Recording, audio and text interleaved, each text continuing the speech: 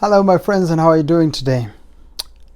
Now, you cannot change your financial status or your financial situation until you change your financial behaviors.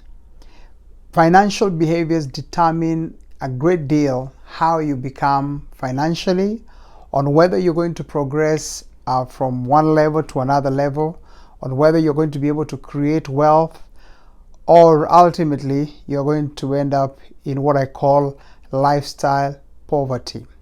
Now you need to understand that lifestyle poverty is a great bane. What I mean by bane, B-A-N-E, is that it is the greatest point of distress or the greatest point of pain to any individual when you're going through it. Anybody who has financial distress or anybody who has lifestyle poverty, as I may call it, is a person who will find themselves in a lot of annoyance or a lot of anger because they seem to have actually seen some light, but yet now they're experiencing extreme poverty and extreme shortage and lack of money. We have so many people we can mention, people who have been celebrities.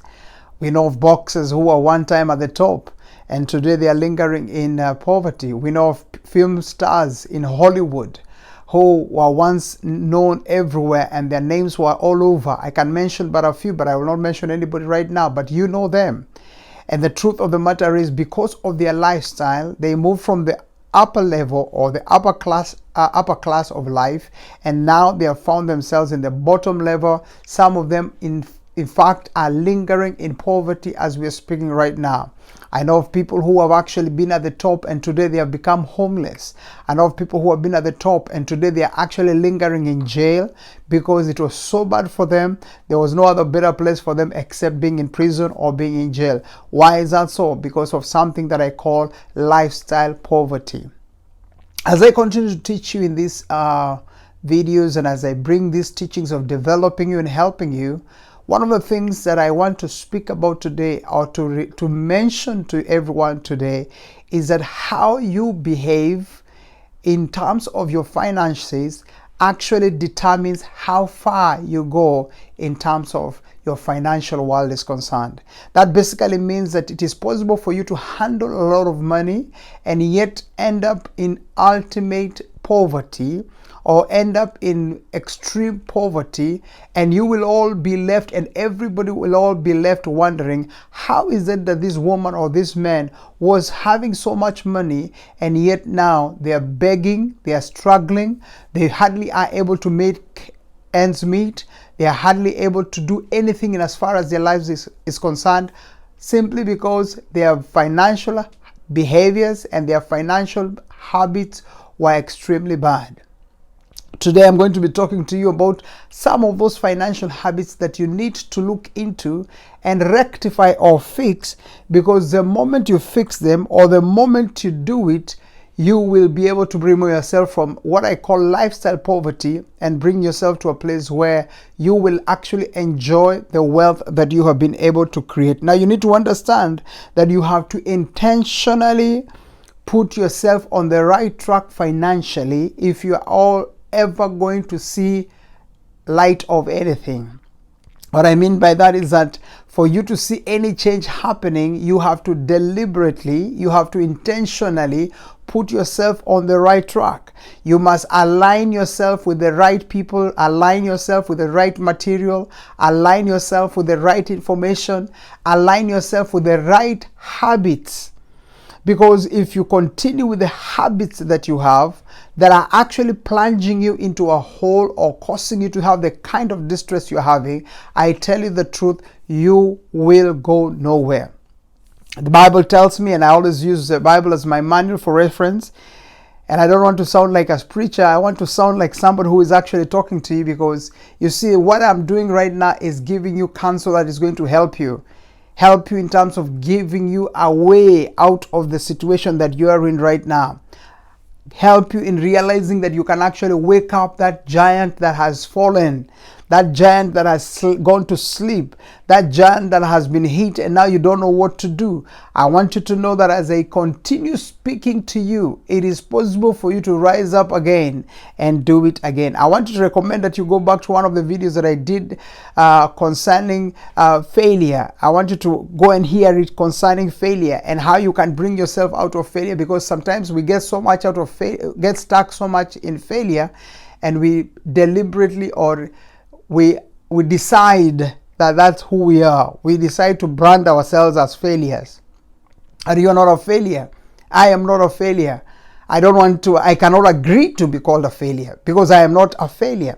But that's not what I'm talking about. If you want to listen more on that, there is a video that I'm going to be attaching at the end of this video for you to be able to listen to that again and again. But listen to me, you have to intentionally, you have to deliberately put yourself on the right track. Now, in Proverbs 21 verse number 17, I found this scripture to be very interesting and I thought I need to share this with you guys. It says that whoever loves pleasure will become poor. Whoever loves pleasure will become poor. Then it goes on and says that whoever loves wine and olive oil will never be rich.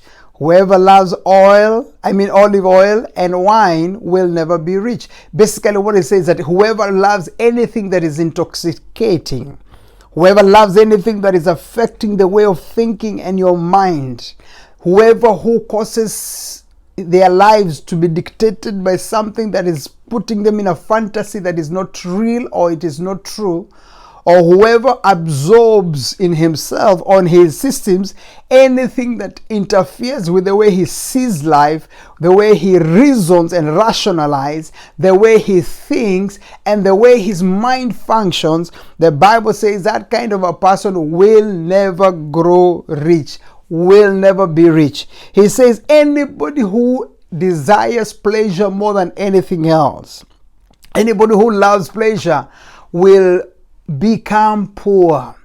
That is what I call lifestyle poverty.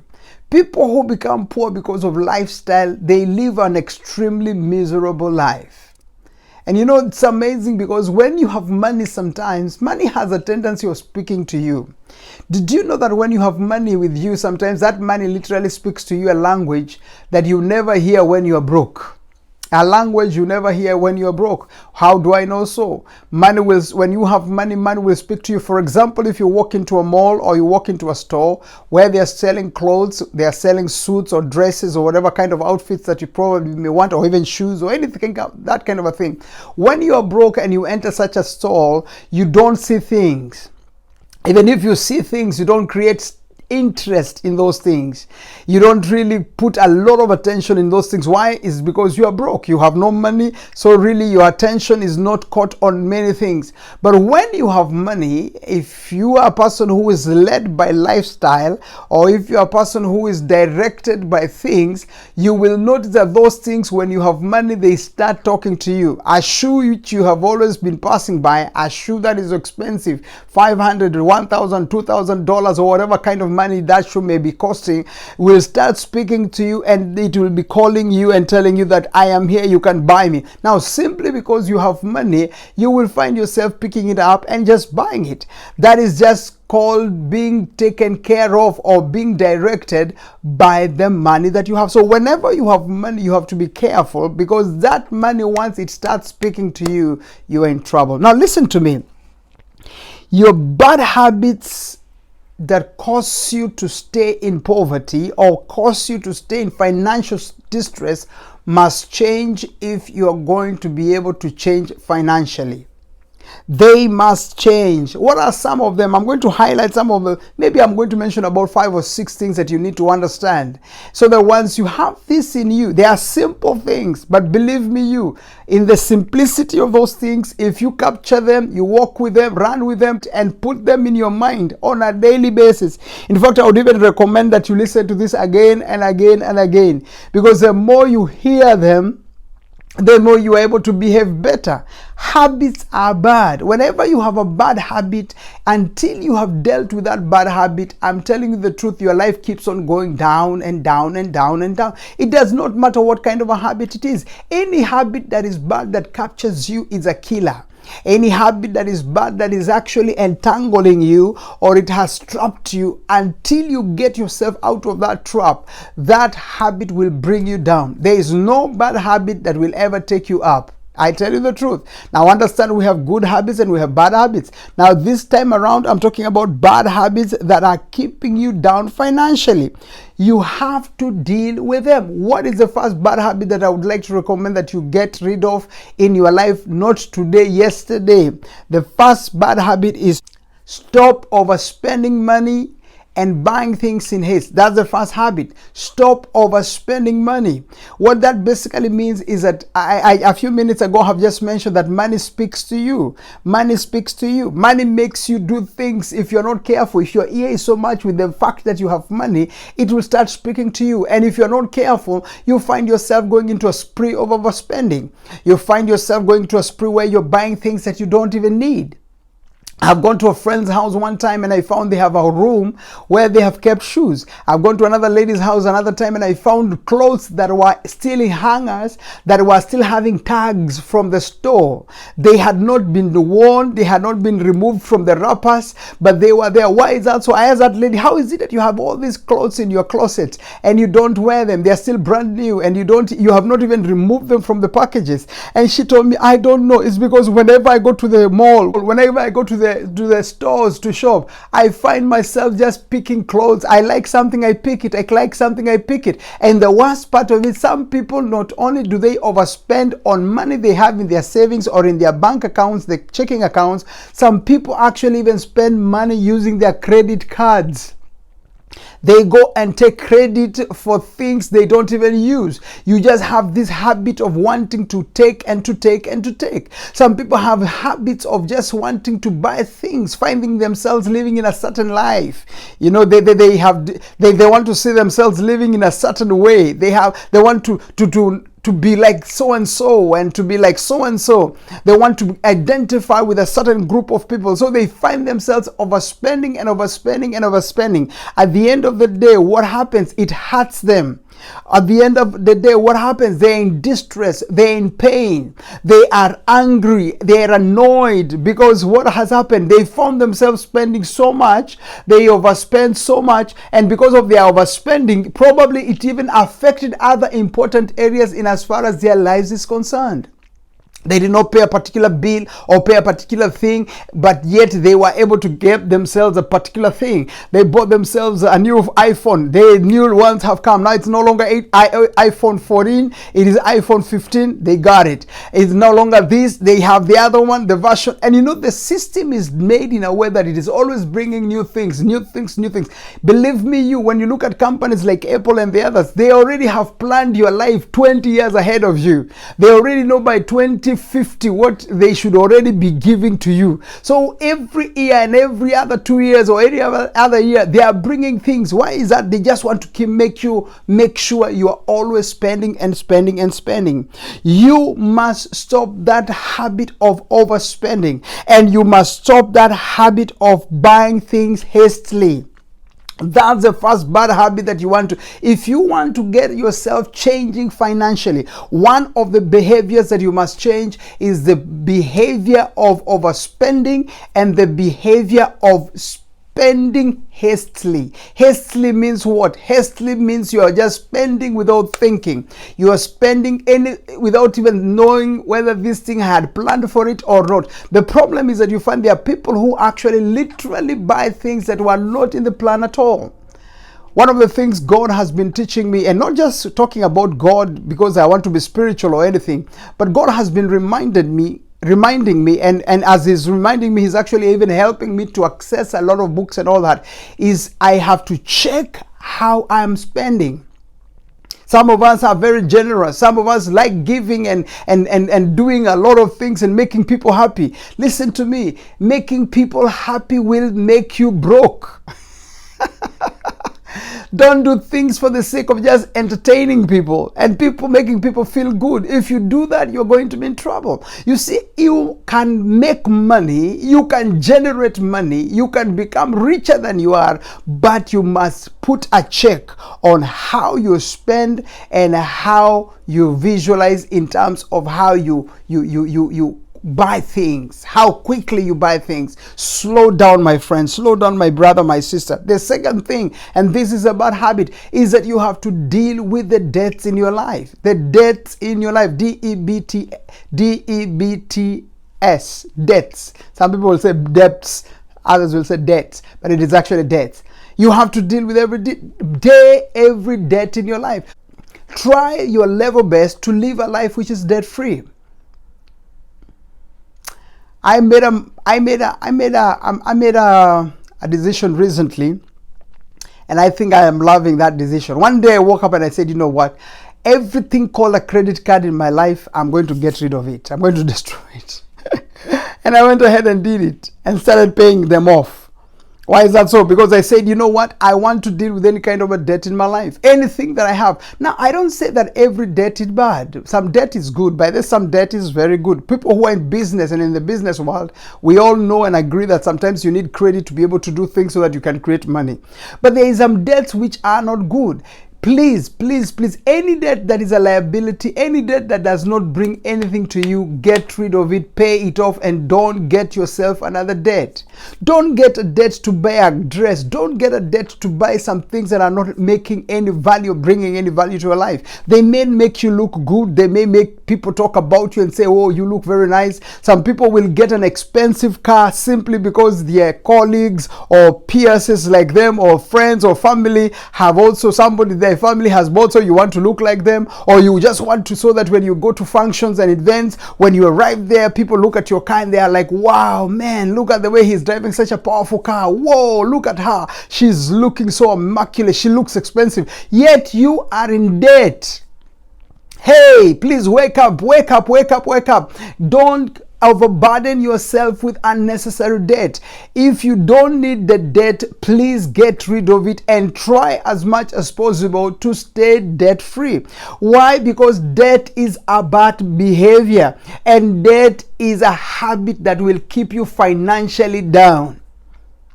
Some of us have had experience so much in some of these things that when I talk to you, I'm not talking to you just theoretically, I'm talking to you from a practical point of view. And I know how distressing it is when you have to keep on borrowing, and when you have to keep on being in debt. In fact, my Bible tells me that he who is a borrower is a slave to the lender. What does that basically tell me? That whenever you are in debt, you are continuously and consistently enslaved to someone or something. And I tell you, it is so distressing. Why do I know so? Because anytime you're supposed to be paying, you get a call from the person you owe, it distresses you. When the debt nears, when you're supposed to be paying, it distresses you. Debts are dangerous and debts are bad.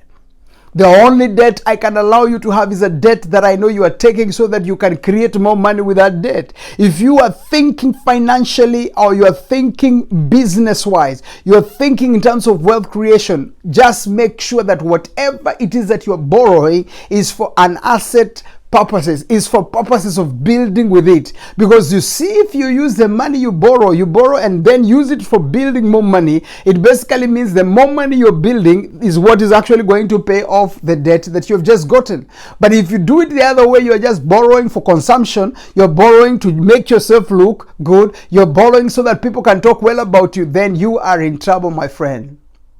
Deal with anything called debt in your life. The other thing is that you must develop a financial freedom investment plan. Come up with financial plans, investment plans.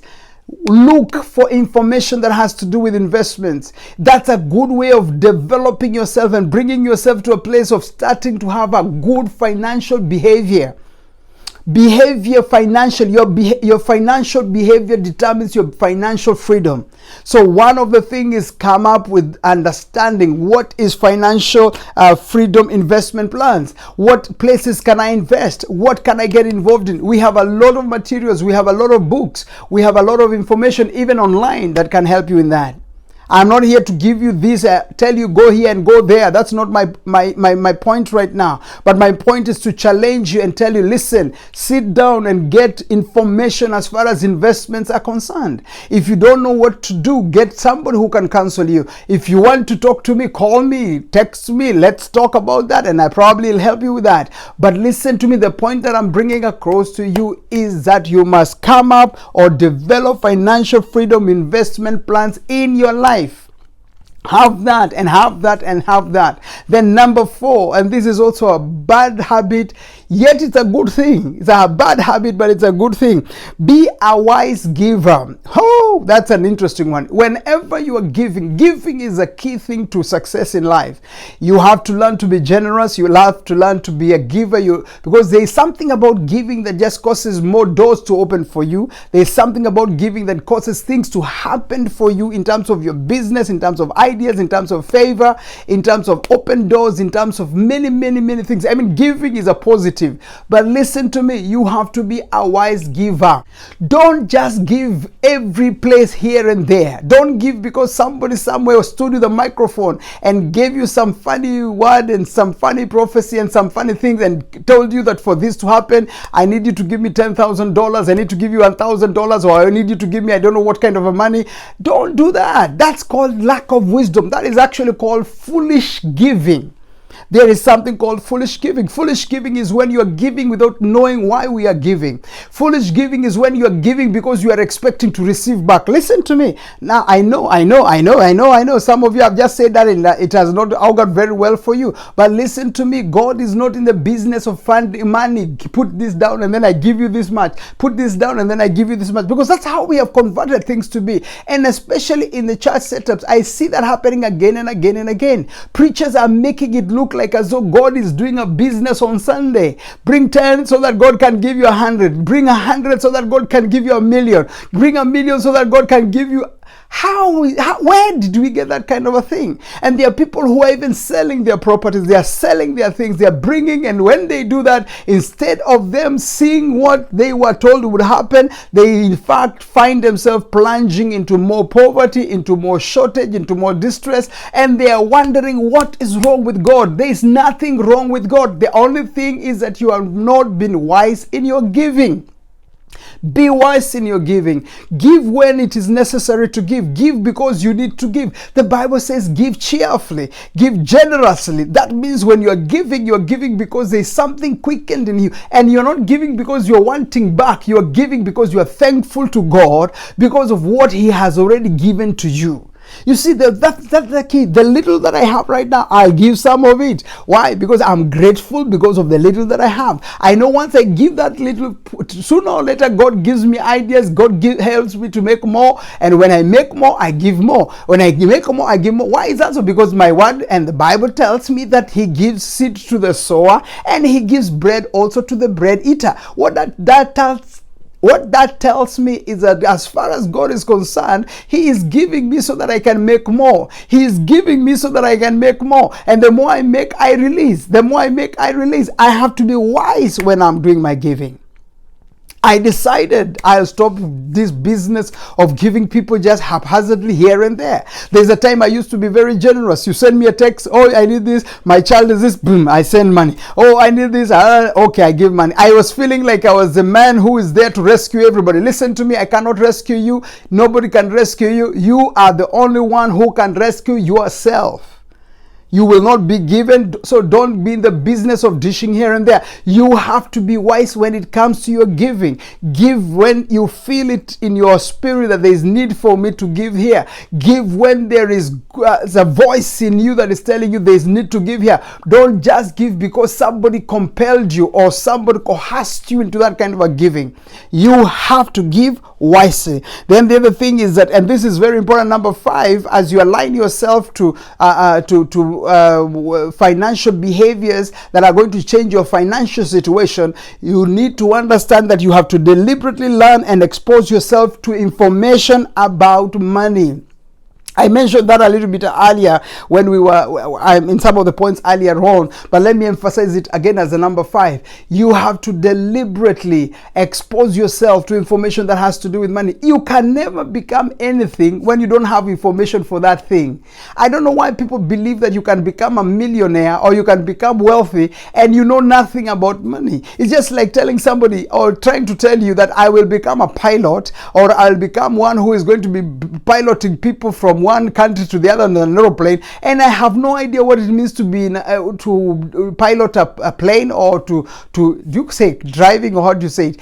I have no idea what it means to be inside a plane. I have never even been in a plane, but I keep on saying, oh yes, I confess I am becoming a pilot. I'm becoming a pilot. No. If you are going to become a pilot, start getting information concerning piloting. Start getting information concerning aeroplanes. Start getting information concerning the things that have to do with what you're believing for. So if you are talking about becoming a millionaire, if you're talking about becoming a financial guru, you're talking about becoming a financially freed human being, one who is financially free, enjoying the benefits of being financially free, then you have to expose yourself to information that has to do about money. You have to expose yourself. You have to learn. You have to sit down and allow people to teach you things that have to do with money. Take time to read things that have to do with money. Get information online. Go wherever you need to go, but get yourself educated, so that by the time you are starting to handle that money, you are already on the right track, you are seated properly, and you are able to fly off that plane. Listen to me. You have to deliberately learn and expose yourself to information that has to do with money. And then finally, you need to know this, and this is very nice. Number 6 is that you need to know that every dollar in your pocket is a tool to your financial freedom. You have to use it wisely.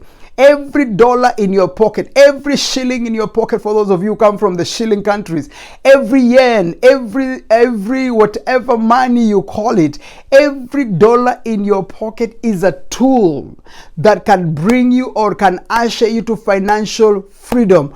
All you need to know is to use it wisely. You have to learn how to use it wisely. When you use the money you have, a single dollar can be converted into becoming millions of dollars if you understand the concepts of using that dollar wisely. Use it correctly. Place it in the places it has to be placed in. Otherwise, you will find yourself getting money, and money comes and goes, money comes and goes. There are some people who money basically passes through your hands.